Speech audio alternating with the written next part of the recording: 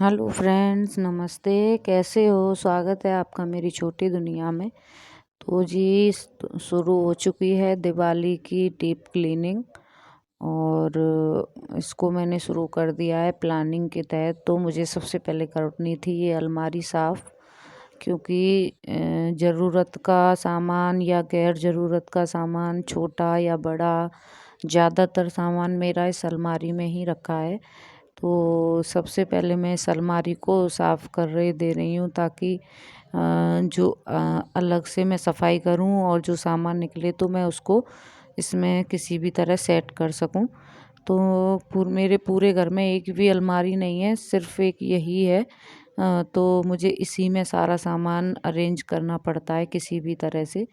तो मैंने सबसे पहले इसको पूरी तरह से कर लिया है खाली। तो मैं सारा सामान खाली करके हुए सारा सामान बेड पर लगाती जा रही हूँ, और जो मुझे लग रहा है कि इसका मुझे कोई यूज़ नहीं करना है, कोई सामान जैसे क्लटर वगैरह होता है जिसका मुझे संभाल के रखते रहते हैं लेकिन वो कोई काम नहीं आता है। बस बस उसको उठाओ रखो।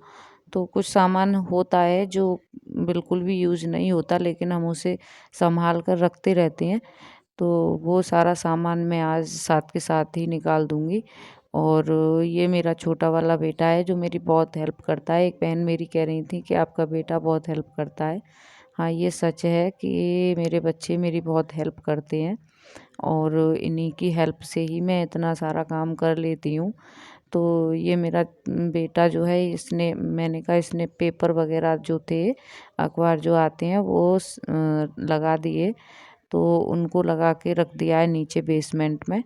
और जो सामान मुझे ज़रूरी था वो मैंने बेड पर लगा दिया, और जो ज़रूरी नहीं है और जिसे मुझे यूज़ में नहीं आएगा वो सामान, तो उसको मैं साथ के साथ ही एक बकेट मैंने रख रखी है, मैं उसमें फेंकती जा रही हूँ।